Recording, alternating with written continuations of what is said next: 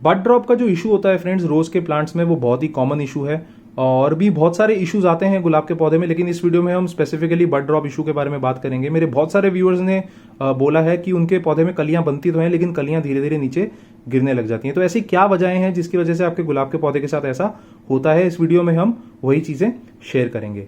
आगे बढ़ने से पहले फ्रेंड्स कुछ गार्डनिंग सप्लाईज के बारे में मैं बात करूंगा इस वीडियो में, जो मैं पर्सनली इस पौधे में इस्तेमाल भी करता हूं और आप भी बेफिक्र होकर वो अपने पौधे में इस्तेमाल कर सकते हैं। कोई भी इन चीजों के साइड इफेक्ट्स नहीं है। तो चलिए शुरू करते हैं फ्रेंड्स। मेरा नाम अक्षय और मैं आप सब लोगों का the right gardening YouTube channel में स्वागत करता हूं।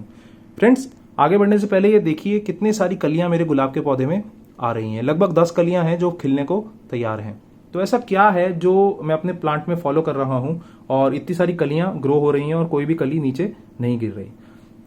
कली जब भी किसी पौधे की नीचे गिरती है तो आपको ये देखना पड़ेगा कि किसी तरीके का स्ट्रेस तो नहीं है आपके प्लांट को। अगर आपकी प्लांट कलियां गिरा रहा है तो किसी तरीके का स्ट्रेस जरूर है आपके पौधे को, जो कि या तो न्यूट्रिशन स्ट्रेस हो सकता है, किसी तरीके की न्यूट्रिशनल डेफिशिएंसी हो सकती है, या तो कोई रेगुलर मेंटेनेंस वाला स्ट्रेस हो सकता है, या किसी तरीके का इंसेक्ट का अटैक हो सकता है।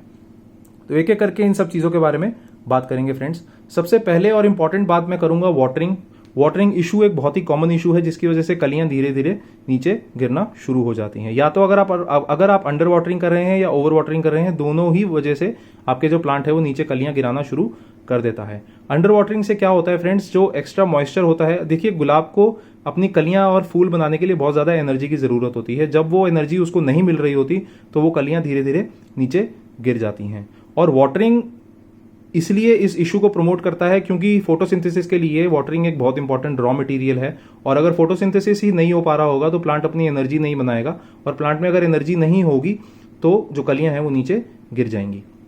तो आप ये मेक श्योर करिए करेक्ट वाटरिंग शेड्यूल आप बनाएं अपने प्लांट के लिए और उसी वाटरिंग शेड्यूल को फॉलो करिए। मैं आपको एक ट्रिक बताता हूं, आप कभी भी अपने गुलाब के पौधे को जब वाटरिंग करें तो डीप वाटरिंग करिए, क्योंकि इतनी जगह आप देख सकते हैं मेरे गुलाब में पौधे में मैंने खाली छोड़ी हुई है।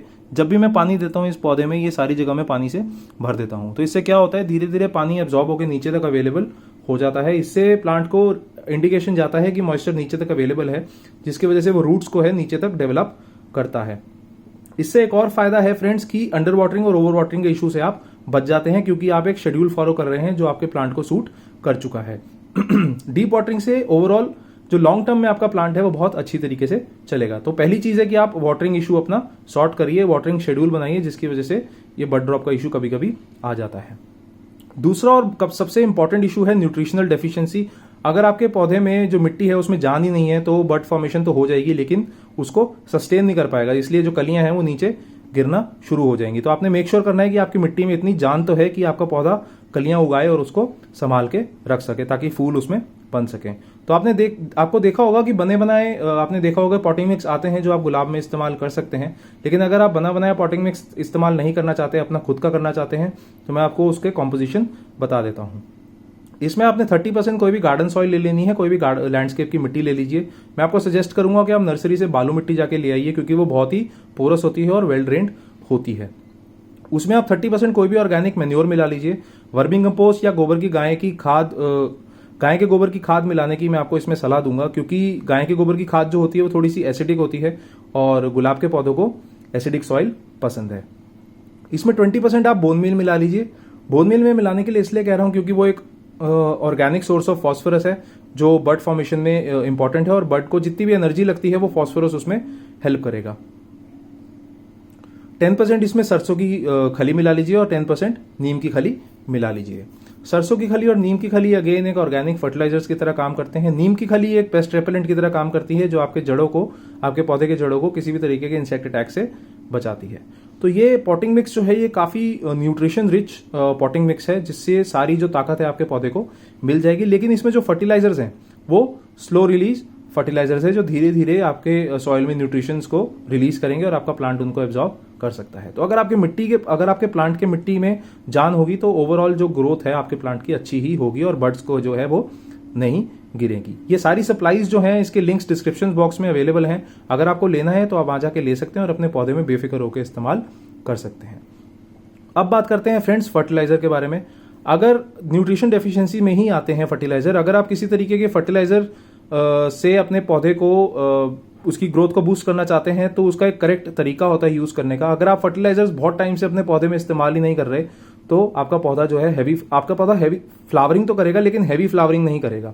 मतलब उसमें 1-2 कलियां बन जाएंगी लेकिन जितनी कलियां इसमें बनी हुई हैं, जैसे 10 कलियां बनी हुई हैं, वो नहीं बनेंगी। तो ऐसी कौन से फर्टिलाइजर्स हैं जो मैं इस पौधे में इस्तेमाल करता हूं? पहला फर्टिलाइजर है एनपीके फर्टिलाइजर। मैं बेसिकली 2 फर्टिलाइजर्स का कॉम्बिनेशन इस्तेमाल करता हूं अपने फर्टिलाइजेशन शेड्यूल में, जिसमें पहले 15 दिन मैं एनपीके फर्टिलाइजर इस्तेमाल करता हूं और दूसरे 15 दिन मैं सीवीड फर्टिलाइजर इस्तेमाल करता हूं। उसके बाद 15 दिन फिर मैं एनपीके, उसके बाद 15 दिन फिर सीवीड फर्टिलाइजर। ऐसे 15 दिन के गैप में मैं ये 2 फर्टिलाइजर्स का फर्टिलाइजेशन शेड्यूल मैंने अपने इस प्लांट के लिए बनाया हुआ है। तो पहले 15 दिन एनपीके का फर्टिलाइजर आपने कैसे इस्तेमाल करना है?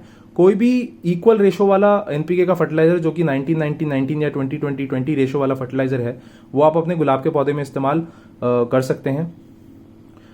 उसको यूज करने का क्या तरीका है फ्रेंड्स? वो एनपीके का पाउडर आता है, 1 चम्मच पाउडर आपने 1 लीटर पानी में अच्छे से डाइल्यूट करना है, उसको मिक्स करना है और जब वो फर्टिलाइजर तैयार हो जाए तो 100 से 150 ml ऊपर आप स्प्रे भी कर सकते हैं और डायरेक्टली सॉइल में भी दे सकते हैं। दूसरा फर्टिलाइजर इस्तेमाल जो कि सीवीड फर्टिलाइजर, उसको इस्तेमाल करने का क्या तरीका है फ्रेंड्स? वो एक कंप्रेस्ड फॉर्म में आता है, एक कॉन्सेंट्रेट है, जिसको 1 ml कॉन्सेंट्रेट 1 लीटर पानी में आपने अच्छे से डाइल्यूट करना है, मिक्स करना है और हर 15 से 20 दिन में वो सॉल्यूशन जब बन जाए तो 100 से 150 ml आप रेगुलरली ऊपर स्प्रे भी कर सकते हैं और डायरेक्टली सॉइल में भी दे सकते हैं। इन दोनों फर्टिलाइजर्स को अगर आपको लेना है तो लिंक्स इनके डिस्क्रिप्शन बॉक्स में अवेलेबल हैं, आप जाके ले सकते हैं और अपने पौधे में बेफिक्र होकर इस्तेमाल कर सकते हैं। तो ये 2 फर्टिलाइजर से जो मेरा फर्टिलाइजेशन शेड्यूल बना हुआ है काफ़ी अच्छा बना हुआ है और रिजल्ट्स आप लोगों के सामने है, कितनी हैवी तरीके से बर्ड्स इसमें ग्रो कर रही है। तो ये 3 चीज़ों के बारे में आप ध्यान दीजिए अपने गुलाब के पौधे में कि लोकेशन कैसी है और किसी तरीके की न्यूट्रिशन डेफिशिएंसीज तो नहीं है, और अगर वाटरिंग इशू आप अपने प्लांट में कर रहे हैं तो उसको प्लीज़ बंद कर दीजिए। एक शेड्यूल बनाइए वाटरिंग का जो आपके प्लांट को सूट करे। ऐसा नहीं है कि मैं जो शेड्यूल बना रहा हूँ वो आपके प्लांट के लिए भी इस्तेमाल कारगर साबित हो। आप अपने पौधे में रेगुलर एक्सपेरिमेंट करिए और देखिए कि किस तरीके का शेड्यूल आपके प्लांट को एक्सेप्टेबल लग रहा है।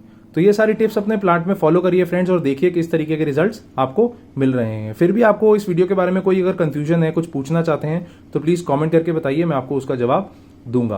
और अगर आपको ये वीडियो अच्छी लगी तो प्लीज लाइक, कमेंट, शेयर जरूर कर दीजिए। तब तक के लिए अपना बहुत सारा ध्यान रखिए friends. Thank you, good bye.